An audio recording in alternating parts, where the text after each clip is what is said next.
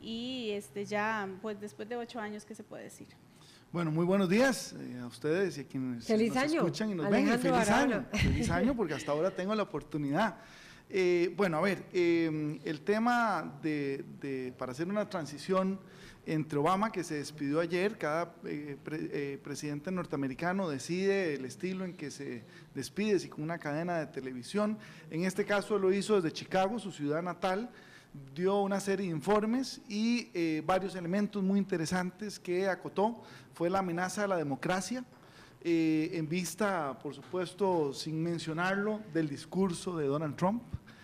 Invitó a los norteamericanos también a participar en política, a involucrarse y no solo delegarle a su representante las decisiones, inclusive casi invitando a manifestarse cuando la ciudadanía no esté de acuerdo con esas decisiones, y un discurso además de unificación del país, que le cae muy bien a Estados Unidos en términos no solo ya de las protestas que manifestaba o que se estaban presentando desde meses atrás, sino también una vez que Donald Trump fue elegido presidente. Entonces ha sido muy interesante esa transición, pero esa transición también hay que mencionarlo, es en medio de la definición del gabinete de Donald Trump. Sí. Y ese gabinete está básicamente caracterizado por tres perfiles de personajes. En materia de seguridad, militares todos, internos, externos, por donde usted lo quiera ver, son de rangos de generales de 3 estrellas para arriba. Y en materia, digamos, del resto de los temas, son en una gran mayoría empresarios, vamos a decir, multimillonarios, ¿verdad?, sin experiencia en asuntos públicos, muchos de ellos, y el tercer grupo son exfuncionarios, principalmente la administración Bush, ligados a los sectores más conservadores y caracterizados por ser llámese inmigración, anti-apertura comercial, etcétera. Entonces, Hillary Clinton, en fin. Entonces, ese perfil, ¿por qué llama la atención? Porque no solo hay que fijarse en Donald Trump y su propuesta discursiva, digo propuesta discursiva porque propuesta temática realmente es muy limitada, por no decir pobre. Para poder acompañar eso, habría que fijarse en el gabinete. Y un elemento adicional en el gabinete, solo 2 mujeres, sin entrar a analizar la eventual embajadora en Naciones Unidas. 2 mujeres, de la cual una también es empresaria. Entonces, también vemos hombres blancos, mayores de 50, solo hay uno por debajo de los 50, casi ausente las mujeres, y delegadas en temas, aunque importantes, digamos, para efectos de lo que sería el gobierno de Donald Trump, totalmente secundarios. Y dentro un poco de esta dinámica llama la atención, y ha sido la expectativa, yo diría, global, es que tanto del discurso de Donald Trump se puede cumplir. O sea, un poco esa gradualidad e intensidad del discurso. Y en buena parte esa es la gran interrogante que tenemos todos. Con el otro tema es cuándo asumirá un poco más su perfil presidencial y dejará un poco de lado el tema de candidato y efecto mediático que le gusta dar. ¿Y qué pasará con América Latina? Es decir, porque hemos ya visto la repatriación a la que está haciendo, a la que está llamando, y es mucho lo que aquí está como de incógnita, lo que le espera a América Latina. Tal vez nos gustaría empezar con esto que también hemos estado viendo sobre la repatriación de capitales y lo que está sucediendo sobre todo con empresas automovilísticas. Alejandro Barahona, ¿qué es este proceso y qué tanto impactará en la economía de los Estados Unidos y en la economía de los otros países de América Latina y la mexicana en particular? Hay 2 temas que preocupan fundamentalmente porque fueron los 2 temas donde Donald Trump más insistió. El tema de inmigración, debo decirlo, no solo latinoamericana, sino también africana, de Asia. Y el otro, sin duda alguna, es precisamente el tema de libre comercio. Donald Trump enfocó sus baterías en la campaña, digamos, a 3 socios comerciales. Uno es toda la Alianza Transpacífico, que es Asia, y que dejaría, digamos, vacío el liderazgo alternativo a China en Asia, si se retira a Estados Unidos. El segundo es China, precisamente, y el tercero es México. Esos son, digamos, en orden, diríamos, de volumen comercial donde ha apuntado los dardos Donald Trump. Y en el caso de México es fundamental porque se une no solo el tema comercial, sino también el tema inmigratorio. Y entonces México está en una encrucijada importante, inclusive recordemos que acaba el presidente Peña Nieto de sustituir a la canciller por un nuevo canciller que anteriormente era el ministro de Asuntos Hacendarios, que fue el encargado de pactar la cita entre Peña Nieto y Donald Trump en su momento y que tuvo que renunciar por toda la reacción que generó en los mexicanos. ¿Por qué lo vuelve a colocar? Y en la Cancillería lo vuelve a integrar en el gabinete, precisamente por su ligamen con el yerno de Donald Trump. En algún momento ellos, entiendo, tuvieron actividades económicas y entonces busca como canciller y para precisamente buscar un acercamiento con Estados Unidos a una persona que tenga línea directa con Casa Blanca. Y esto es interesante porque ya empezamos a ver que efectivamente las medidas proteccionistas de Donald Trump ya empiezan a generar efectos inmediatos, no solo en términos de las decisiones de las empresas, en este caso automotrices. ¿Es General Motors? Es General Motors, es Ford. Nissan, es Ford, inclusive Toyota y recientemente Fiat. Pero la Fiat, pero la alemana BMW, por ejemplo, confirmó las inversiones en México, dijo que ellos siguen, y hay que recordar esto, todas estas inversiones son a partir del NAFTA, o sea, el Tratado de Libre Comercio entre Canadá, Estados Unidos y México está vigente. Entonces, cualquier medida de Donald Trump, más allá del discurso y del efecto, digamos, político que pueda tener los inversionistas, pasa por la renegociación de los tratados de libre comercio. Y eso no es un tema de 2 o 3 meses. Ese tema ha sido interesante porque el canciller mexicano ha dicho que se tendrá que probablemente renegociar, abriendo la compuerta. Algunos exministros, por ejemplo, de Comercio en Costa Rica, también han dicho que hay que analizar dentro de Costa Rica efectivamente la situación del CAFTA.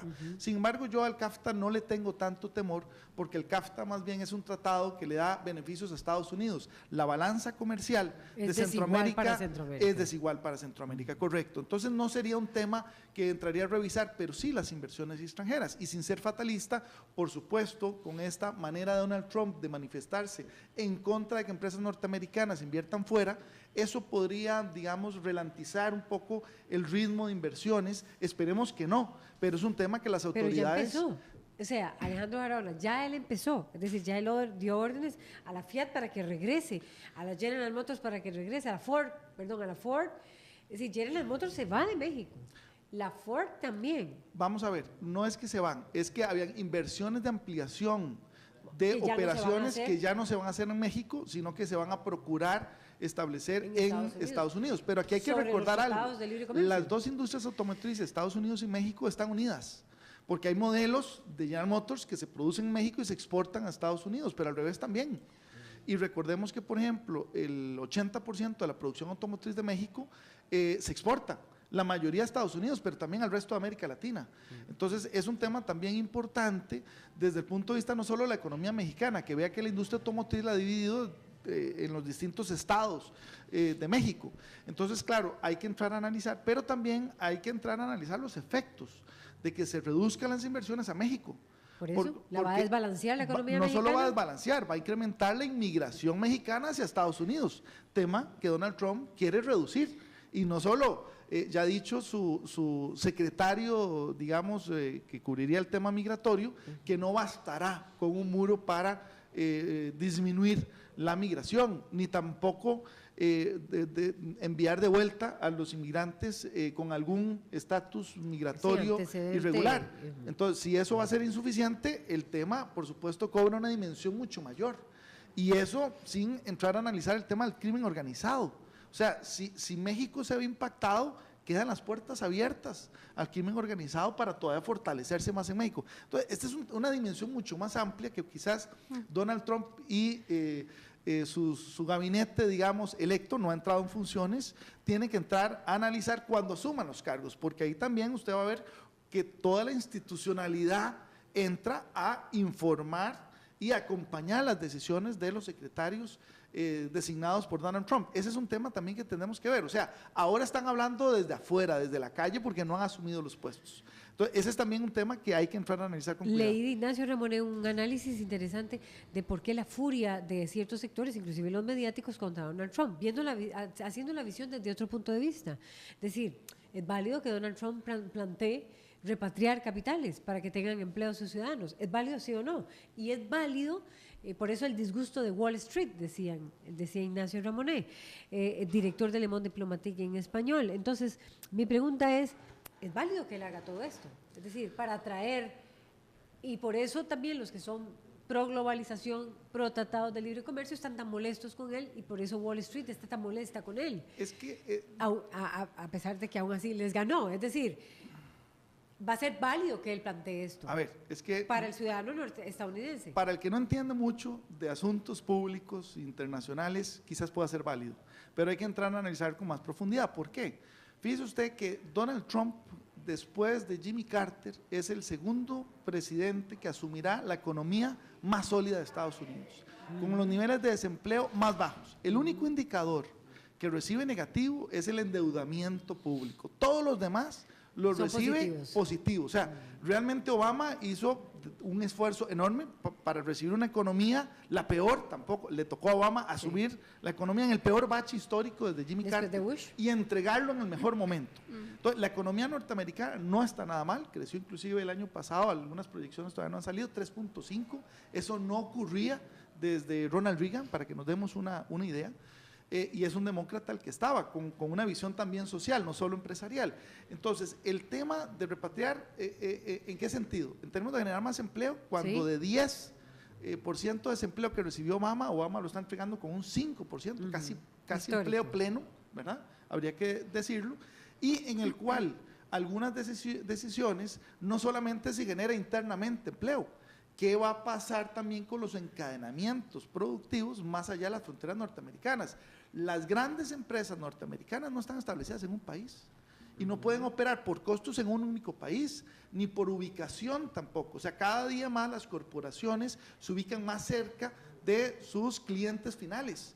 Entonces, eso tiene lógica en términos, por ejemplo, de las automotrices japonesas produciendo desde América Latina para América Latina o para Estados Unidos, o las que no están desde en Japón. China. Pero con China no le interesa nada, porque hasta se va a reunir con la, vamos a ver, Taiwán, con la presidenta sería, ¿sí? De Taiwán. De Taiwán, sí, o sea, algo que nunca ha hecho Estados Unidos. Fíjese no le interesa que sus capitales estén en China, quiere que estén en Estados Unidos. Fíjese eso, solamente eso para que veamos el tema del cálculo más allá de las decisiones primarias. O sea, cuando hablo de esto es que cuando se toman decisiones no solamente hay que ver el efecto inmediato, hay que ver las consecuencias, ¿verdad? Y esas consecuencias hay directas e indirectas. Fíjese que con solo haber generado digamos, esa molestia diplomática entre Estados Unidos y China, que son además también socios, ya China ha bajado su intervención, por ejemplo, con Norcorea. Y Norcorea es un factor que desestabiliza la región asiática, especialmente para Japón y Surcorea, que son aliados históricos de Estados Unidos. Entonces, China ha dicho, bueno, si así va a ser la cosa, voy a ver qué hace usted con Norcorea. Y el único que tiene influencia internacional en Norcorea son los chinos. Entonces, no es tan fácil. Y en el caso de que, por ejemplo, ya que usted lo menciona, Estados Unidos baje su presencia y liderazgo en América Latina, la pregunta es, ¿habrá algún otro actor que le interese más bien entrar? Rusia. China es el que ha estado más presente. China Entonces, siguiendo un poco ese discurso que a mí no me hace sentir cómodo de que América Latina es el patio trasero de Estados Unidos, prácticamente está descuidando el continente donde tiene más influencia, sí, efectivamente lo que hace es construir muros en lugar de buscar una integración, una cooperación, materia no solo de lucha contra el crimen organizado, el tema migratorio, pero el tema productivo. ¿Crees que eso no lo ha calculado él? Es decir, Alejandro Barahona, ¿crees que Donald Trump y todo su equipo, que es muy empresarial, por cierto, no lo ha calculado? Es decir, le interesa más que esté General Motors ahí, que no se expanda General Motors en México, que no se expanda, no sé si tendrá en China, pero que la Fiat no se expanda en China, que la Ford no se expanda. No le interesa, él las quiere traer, lo que evidencia a pesar de que el empleo esté en 5%. Lo que evidencia esto es, uno, que no había una propuesta seria de gobierno y que lo que está haciendo es emitiendo y desviando la atención en medidas totalmente simplistas, diría yo, y de corto plazo, como empezar a amenazar a las corporaciones internacionales hacia dónde deben o no dirigir sus inversiones. Esto puede debilitar las mismas corporaciones norteamericanas en el mundo. ¿Qué Pero pasa? le están haciendo caso. Si por producir en Estados Unidos los precios incrementan otra vez y quedan fuera las automotrices norteamericanas. Lo digo porque en la crisis del 2007-2008 el sector automotriz más golpeado fue precisamente las automotrices norteamericanas y tuvieron que replantearse a partir de una serie de exigencias que el mismo Obama planteó en términos, por ejemplo, del impacto de emisión de carbonos de la flota vehicular norteamericana, por mencionar algunos ejemplos. Entonces, esto es un tema, digamos, que lo que a mí me genera es que estamos viendo eso como un tema de mando, de fuerza un poco sobre la mesa, pero estamos extrañando decisiones de fondo. ¿Qué va a pasar con Europa? ¿Qué va a pasar con la OTAN? El mismo Rusia, una interrogante, ¿verdad? Porque se supone que el más complacido con la elección de Trump, después de Trump, es Putin, ¿verdad? No por nada Obama planteó sanciones contra Rusia y déjeme decirle, esta semana las seis agencias de seguridad norteamericana se reunieron con Trump y le dijeron, ojo que Rusia no solamente tenía aspectos negativos contra Hillary Clinton en la campaña, también los tiene sobre usted. Hablando de los medios de comunicación que no quieren mucho a Trump, ¿qué pasaría si eso se filtra a los medios? Eso generaría un efecto, o sea, prácticamente está mostrando Rusia una influencia muy grande sobre Donald Trump, cosa que no le va a gustar mucho a los norteamericanos cuando hemos visto que Putin lo que está haciendo es ampliando su presencia a nivel internacional, ya no solo en su área de influencia, a nivel internacional, incluyendo América Latina. Alejandro, quería, ya se nos van a acabar los minutos y es muchos los temas que tenemos alrededor de Donald Trump, pero quería preguntarle siempre con el tema de la repatriación. Bueno, él, como dice doña Laura, ya le están haciendo caso y ni siquiera ha llegado al poder y estas empresas están regresando a los Estados Unidos, afectando principalmente a México, porque estas dos que mencionábamos, la Fiat y la Ford, cuando ya él está en el poder y tanto que ha dicho que quiere renegociar o casi que cambiar totalmente el tratado comercial con América del Norte, el NAFTA, ¿podría darle vuelta todavía mayor a esto? ¿Qué podría implicar eso? ¿Qué tanto poder tiene él para seguir haciendo esto? No solo la repatriación, sino hacer algún tipo de movimientos para que siga perjudicando a otros países que están, bueno, en este caso a México principalmente, que es quien a él quiere perjudicar. Ahí el tema es un poco, esto que hemos venido hablando, habla de una nueva versión unilateral de parte de Trump en un mundo multipolar. Entonces, esto tiene dos, digamos, visiones que ver. Trump tiene que cumplir algunos de los elementos que dijo en campaña, ¿verdad? Creo que nos extrañaríamos todos si creyéramos que los políticos van a cumplir todo lo que prometen en campaña, ¿verdad? Pero el otro elemento también importante es cómo lo va a hacer. Y ese cómo lo va a hacer, yo creo que hay que ser muy prudentes en términos de que no sean solo los dichos desde afuera, sin haber llegado, sin tener la información necesaria para tomar decisiones, y esa información la nutren las instituciones de las que se van a encargar todas esas nuevas jefaturas que va a hacer, sino a partir de eso la reacción del resto de los actores en la escena internacional.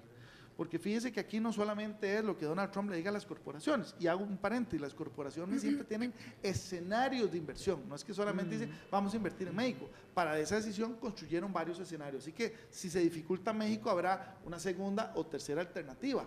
2,000 nuevos empleos, por ejemplo en Ohio, es apenas un pellizquito muy, digamos, tenue en términos de lo que implica Ohio y la industria automotriz.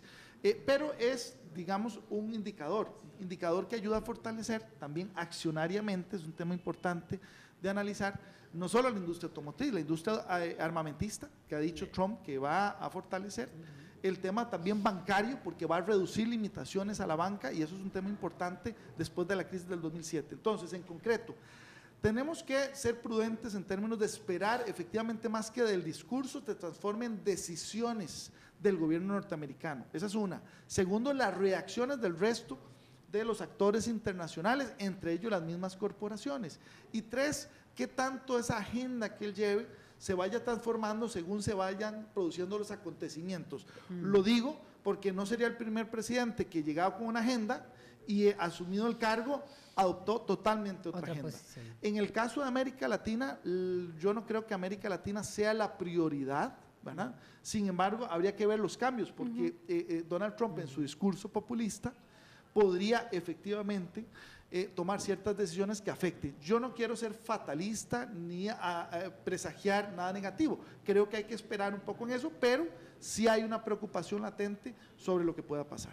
Te dejaré nada más con una pregunta, porque lo vamos a invitar para ver si está con nosotros el próximo viernes en el traspaso de poderes, cuando ya asume la era Trump. ¿Le convendrá al mundo que se establezca esa alianza táctica con Rusia? Ya lo veremos, a ver qué nos dice Alejandro Barahona. Hacemos otra pausa, Helen. Así es, doña Laura. Bueno, el próximo viernes 20 de enero estaremos analizando ampliamente lo que es este traspaso de poderes en los Estados Unidos. Hacemos una pausa, ya venimos con deportes.